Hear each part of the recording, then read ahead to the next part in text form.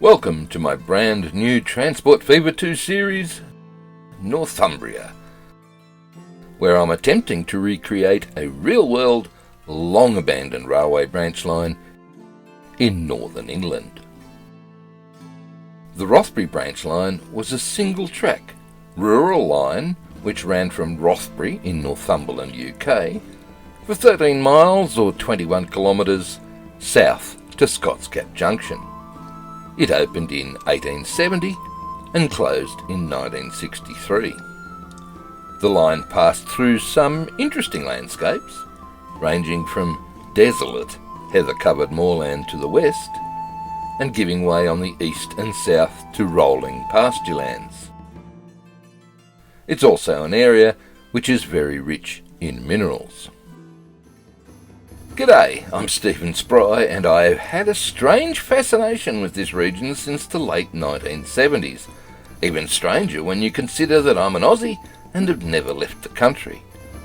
I've made a multi-part virtual cab ride along the Rothbury Branch Line using Google Earth and have developed 2 track plans for an N-scale model train layout in a garage. You can check those out with the playlist linked in the video description.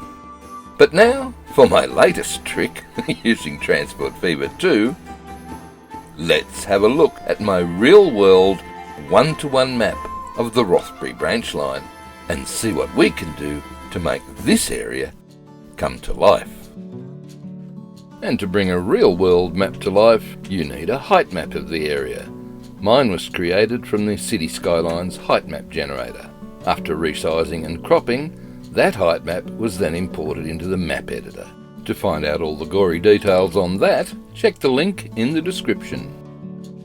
And then I took several trips over to the National Library of Scotland for their absolutely brilliant historical maps, as you can see here, where all the details of Rothbury Station in 1892 are easily identified. And that level of detail, well, it helped me spend quite a few hundred hours lovingly detailing stuff in the map editor. I was slowly working out where all the rivers and roads and farms and trees and industries and towns and villages etc. all belong, to make the final map, I think, look pretty spiffy. Now, firstly, this meant working out exactly where the rivers ran, and then triangulating the positions of the major roads, and once all that made sense, it was relatively easy to plot all the natural resources, such as timber plantation, stone quarries, coal and ore deposits, where they existed in the 1890s, and giving them their historical names. Sawmills were then located approximately where they existed, or exist today. In real life, the lime kilns produced fertiliser for agricultural use. However, in the game, conmat plants have been placed where the lime kilns were.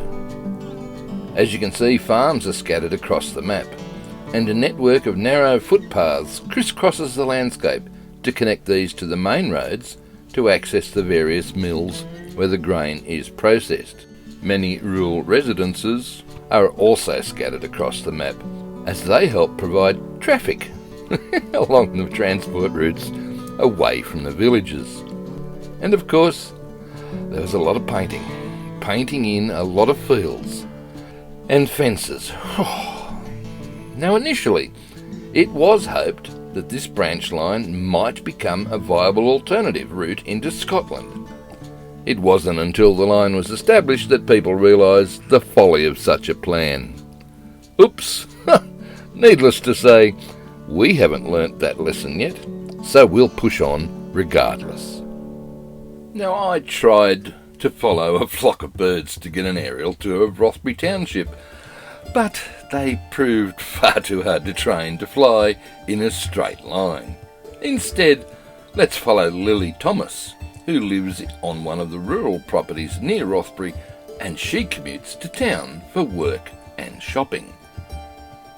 So on to gameplay. Well, in the first few years of gameplay, local road cargo routes need to be established to satisfy the basic needs of the major towns, which are essentially food and bricks. But, as you can see on the bottom left, for something slightly different, Rothbury does have a gasworks there, and that needs coal to create the heating fuel. Now we've got around 10 to 12 years to build up our bank so we can afford the cost of the railway, but, well, that could prove to be a little difficult.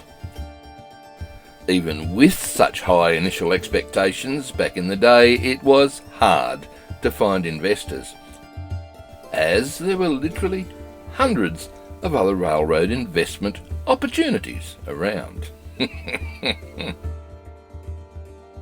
Well, it's 1850, and the railway did not yet exist in this part of the world. But there were hundreds of miles of line already built elsewhere in more populated areas. However, we can imagine that the surveyors for our line had already been out and about and mapped out a possible route for the proposed line.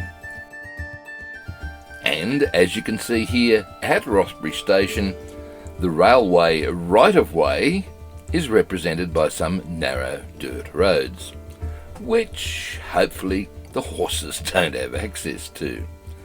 Now these roads are player-owned, so the AI can't screw them up, so that means they do cost money to maintain. But hey, look, someone has to pay those surveyors. Now these roads need to be replaced with railway lines according to the actual historical timeline. And that all begins in the bottom right-hand corner of our map in Morpeth. Now Morpeth is on the junction of the East Coast Main Line that runs between London and Edinburgh, and our first major infrastructure project is to construct that part of the Wansbeck Railway, or the Wanney Line, which runs westward from Morpeth. Now we can set Morpeth up as a rail-only portal to provide materials for import and export, along with passengers for our new line. The first stop inland is Middleton. We skipped a couple of stations, by the way. And a few miles later, we'll arrive at Scott's Gap, or Scott's Gap Junction, in 8 years' time, because that will be the junction for the new Rothbury Branch Line, which is yet to be built. This eastern section of the Wanney Line needs to be up and running by July 1862. The second major infrastructure project is to connect the rest of the Wanney Line by May 1865. This runs 14 miles west from Scott's Gap to the Border Counties Railway Junction at Reedsmouth, or in our case, along the western edge of the map, and connects to another rail-only portal that we need to set up at Reedsmouth. Eventually, and hopefully you've saved enough money, you can begin construction of the Rothbury Branch Line in August 1869. You've got 15 months to finish this and open the line to Rothbury by November 1870. This first section of the Rothbury Branch Line gently climbs to the highest point on that line, which is just past the man-made Rothley Lakes at Longwitton Station. In the early days of the line, Longwitton connected via tramways to quarries and a limeworks to the northwest and a colliery to the southeast. After a short stop, it's time to bid farewell to Longwitton and continue on, and start a slow descent into the valley of the River Font. Its pleasant rural landscape with some crops and grazing. And 2 miles further on, you arrive at Useley Station, which was built on top of an old 400-foot diameter circular Roman camp.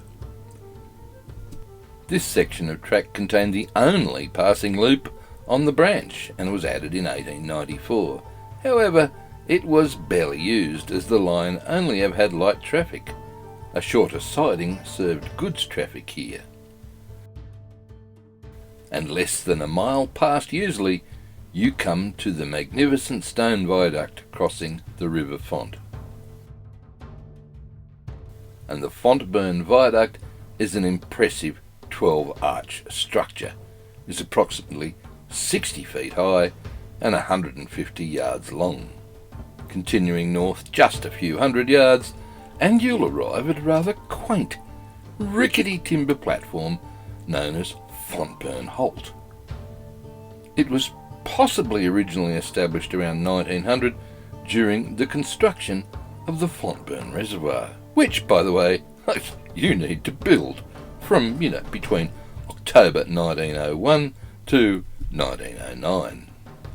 Leaving Fontburn Halt and continuing north, we travel past the sidings that service the White House Limeworks and Quarry and the White House Colliery. We're halfway along in our journey and at the second highest point, and over the next 4 miles we begin the descent into the River Coquet Valley. This is the longest section of the trip so far, and gives us plenty of time to take in the views of the surrounding countryside, and the imposing Simonside Hills over to the west seem to stand guard high above the area. We pass several sidings which were linked to collieries and quarries, and shortly, with over 2 miles still to go to complete our journey, we arrive at Brinkburn Station.